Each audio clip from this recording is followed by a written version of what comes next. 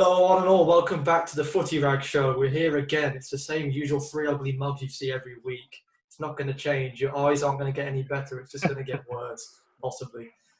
Anyway, we're joined by a very special guest this week. Yes, we finally managed to track him down. It's PayPal's favourite son, Depop's number one. It is none other than FootballShirts101, aka Sam Cornish. But man, how are you? I am good, other than that intro into how much I hate PayPal.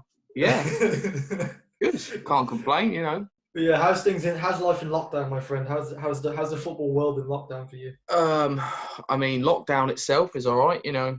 I'm not seeing that much different. I spend most time at home anyway, so it's pretty much the same. Harder to buy shirts, but other than that, it's pretty much the same. Yeah, I think we're all kind of in that kind of realm of just staying too much on eBay at this point in time, and just realming. I mean, that's the problem. People are running prices up left, right, and centre, so it's making things more expensive to buy. But then it seems to not be rubbing off on the selling, being more expensive. So yeah, it's a weird one. Everyone seems to want it just that bit cheaper now as a result, which I guess I can understand with people being hard done up with work and stuff. Yeah, being on furlough and stuff. Yeah, exactly. It's one of those, but. Let's get into it, man. Where did it start for you? Give us a background of how you got involved in this wonderful and weird game of football shirt selling. Well, I had a job interview and they made you make a virtual, like just a fake job description. And then you had to apply for your own job. And I was like, I always wear a different football shirt for six-a-side every week. It was like a test that I had with my brother, and I said, I bet you for less than a tenner every week I could wear a new shirt. And he was like, you can't do that. But at this time I was like 5'4" and weighed about 9 stone, so I could wear extra large boys, extra small men's, and it was easy because no one was buying football shirts. And that's like, what is it now, 2021? So that was about it's about 2007, 2008. And I used to just buy a shirt for myself every week. And that was fine. And then my wardrobe got a bit too big, just full of shirts, because I buy one every week. And then I'd be like, just wear it, wash it, leave it there. And then I was looking on Depop, because Depop was brand new at the time. And there was only one person who was selling football shirts, and that's my mate Stuart. And he is on Depop at football shirts. That's his whole at. He has a website, buy, sell football shirts. And he's a really nice guy, but I was like, fuck, I wanted that. I wanted to be in charge of, be like, this is where people are going to come to buy shirts. And at the time, he was listing just on his at football shirts. And I just had a normal account, which I'd buy, trainers and T-shirts and some football shirts on.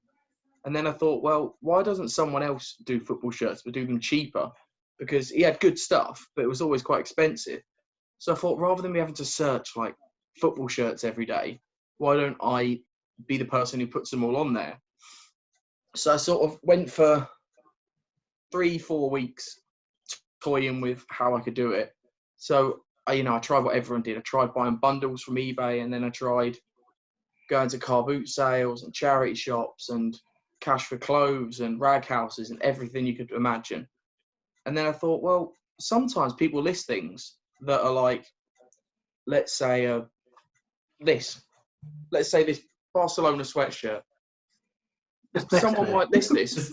Someone might list that for 25 quid. I mean, it was there. So someone might list that for 25 quid, and I know that I could sell it for 50. So if I just spend a bit of time just searching, sniping some bits that people don't necessarily know are good money spinners, then I could do that for a while. And at that point, like I said, it was just me and Stuart on Depop doing shirts, and then it just erupted, and suddenly, what are we in now? About 2013, and suddenly Depop became massive for whatever reason. I don't know.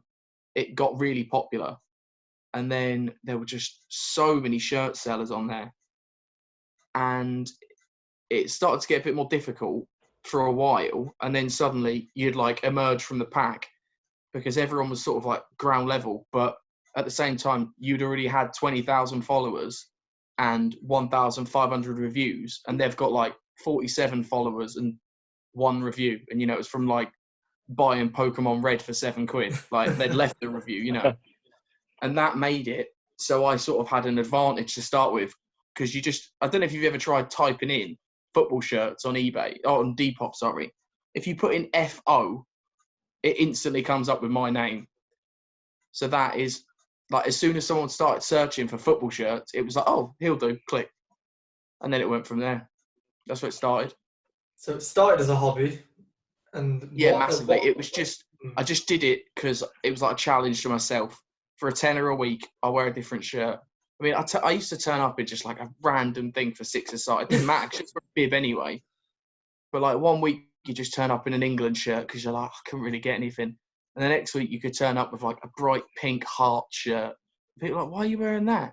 And then one week, I've been in a charity shop and they had a full, I want to say it's 1995 Tottenham purple pony shirt with shorts and socks. It was in a charity shop for like $7.99. Wanker.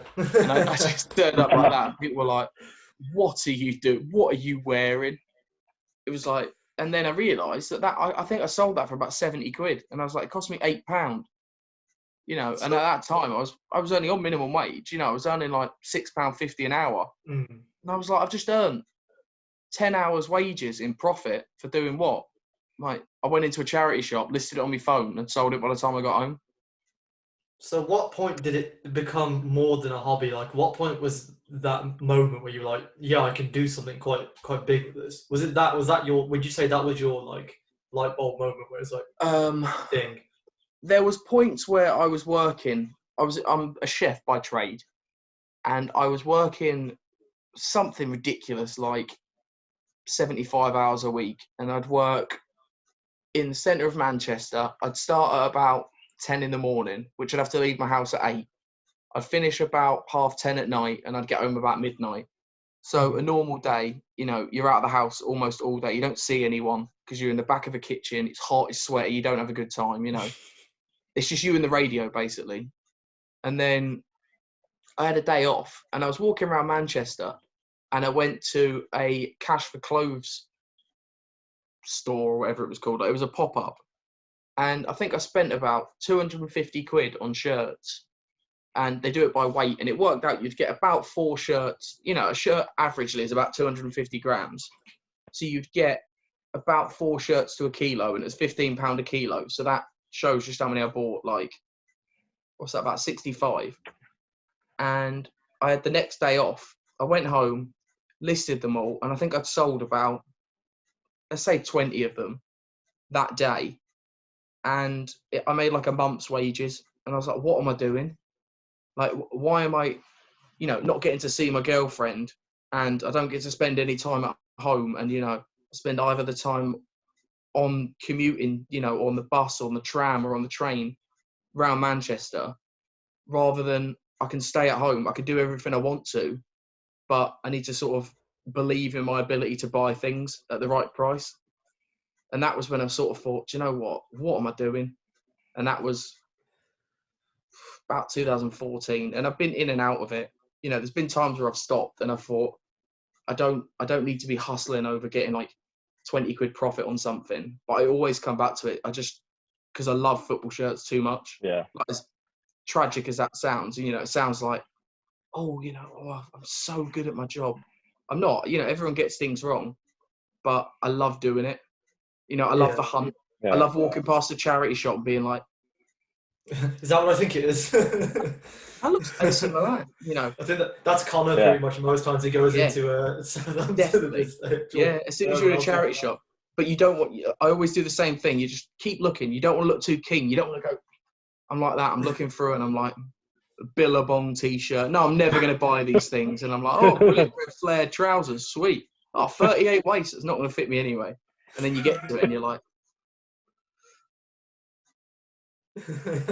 take it out. And then you just see the picture of the Milan logo on the label and you're like, fake. That's the biggest heartbreak there is, actually, I think, at this stage. That is 100% the biggest heartbreak. I've had that a few times. It's traumatic. But it's all that hype in that moment. It builds and it builds, and you're like, yes, today is the day. And you get to it's like a knockoff from Marmaris or something like that. There's been times though when I've seen like checking the 4 in a tags row. in the charity shop, you feel bad, don't you? Yeah. It got to a point where I'd been going to the same charity shop in Moston, which is where I was living at the time. I used to go in there at least once a day on my way to work. And I got talking to the old woman who worked there. She was about 90. And she said, "Oh, you always buy football shirts, don't you?" I went, "Yeah, well, I collect them." And she said, "Well, from now on, whenever they come in, I'll put them to one side for you." I was like, "Oh, that's brilliant," you know. And like one day I bought her a cup of tea as I was walking in because I had to walk past Greg's. I was getting myself one and they were like, "It's 2 for £2 or £1.70 each." And I thought, I'll get her a cup of tea, you know. And she was a lovely old woman. You sly old dog, you. Yeah. Let the birds know stuff on the markets. And she was like, "Oh, brilliant, thanks so much. I've got some bits for you today." And she sort of, this is like a really, really quite deprived area of Manchester. And she pulled out this bag of like 1990s Watford shirts. And I was like, "How did they end up here?" She's like, "These ones are quite nice. We'll call them £1.99 each." I was like, "All right." Well, I bought them all, even though 2 of them were like just terrible fake England shirts. You know, ones that just said like England on them. Yeah. Nice. Because I didn't want to pick and choose. I wanted to be like, she thought she was being really helpful, saving these things for me. You wanted to make it feel better. Yeah, but, you know, it was being like the person that she knew was going to come in and she'd reserved all these things for me. She thought she was like Superwoman, you know. And then, unfortunately, somebody or someone or a place or a company, Classic Football Shirts, have literally the whole of Lancashire on lockdown and Greater Manchester, and they have first dibs on everywhere. You know, you go to a cash for clothes store and they've got it. You say, "Have you got any football shirts?" And they'll say, "No, well, Classic Football Shirts, they take every piece for £3.30 each," or whatever it is. And they'll have every single bit. Doesn't matter what it is, because if it's crap, they don't care. They just give it to the charity shop. But when they end up with something good, they hit the jackpot every time. Yeah. That £3.30 turns into £50 minimum, doesn't it? Yeah, exactly. Minimum. They can charge what they want just simply because of their name. But we all know that heartbreak. Did you see their mystery boxes sell out earlier? Yeah. 4 hours in 5 different sizes. It's just crazy. I'm not sure. I'm not 100% sure. Someone told me that they were 2,000 per box. Like they had 2,000 stocked each. Jeez. So they sold 10,000 boxes in 4 hours. Yeah, that just shows that definitely improved, don't they? Is nuts. It's absolutely nuts. I mean, it does look like they've improved the box compared to last time, yeah. Oh yeah, the initial mystery box release was awful. Straight up awful. Chelsea shirt, Villa shorts, Schalke socks. It was something like that. Pair of Schalke socks, and then a poster of a Spartak Moscow midfielder. Just completely no correlation. No one's ever heard of. I was seeing some of the people that they'd ordered things, and they'd order like, let's say a Man U shirt, and then send them a pair of Man City socks, and they're like, "Well, I'm not going to wear them. What are you doing?" So I think they've sort of had to adjust and make it a bit more personable. But I'm pretty sure Definitely. I mean, you mentioned 5 years there, and this is kind of a nice segue into the next question I had in mind. Where do you see yourself in 5 years? Where does 101 go in 5 years' time? I would like to have an office. That's just your absolute dream, just have an office. I mean, within the next year, I mean, we've sold our house, touch wood, everything goes through. And we're looking for somewhere bigger that has a room, whether it's a reception or an office or a spare bedroom, that I can just exclusively have as my space just for the football shirts. Mm-hmm. And I think it will be so much more productive. You'll be able to get things done. It won't be like, where did I leave that Inter Milan shirt? Oh, it's over there, like on the dresser. Like, and where's that Barcelona jumper? Just there, you know. Because that's the problem at the moment. We're in a tiny 2-bed cottage, and there's not room for things. But if I can have space, and I want to just rail the whole room, the whole way round, and then just have a desk, and from there, I think I could make something. Yeah, that's fair. That's fair play, man. I mean, talking about that. No, go on, Pete. Go for it. Well, it's much easier than my bedroom now that we have the HQ. Well. Oh yeah, FootyRags building site is on stage. I can actually move in my bedroom. Yeah, he literally had a big clothing rail at the end of his room, and it just took up his entire window and the floor space. It was quite mental. I used to have a 6-foot rail on either side of my bedroom, and me missus would go mad every morning. I can't get to the hairdryer. And I'm like, hey, excuse me, there's a Palmer jumper there. I'm like, calm down. Respect the hairdryer, don't you worry. Shifting on to our topic of the week. We're going in football fashion. We're talking sweatshirts, t-shirts, all that funky stuff. I know you're a keen sweatshirt man. Talk to me. What's your thoughts on how that's kind of evolved? Yes, look, he's wearing one now. They're getting big, aren't they? Because I see you must all follow Rory's shirts on Instagram. Yeah. And he has some absolutely cracking stuff, doesn't he? There seems to be quite a few people who are focusing on the leisure wear over the actual football shirts now. I'll give you a quick exclusive. I am creating a £500 mystery box next week for Ellis Platten, all of our favourite YouTuber. We all love him so much. I mean, never replies to us on Instagram, he's done good and bad for the... I mean, I'll never pretend I was his best friend. He's done good and bad for the community.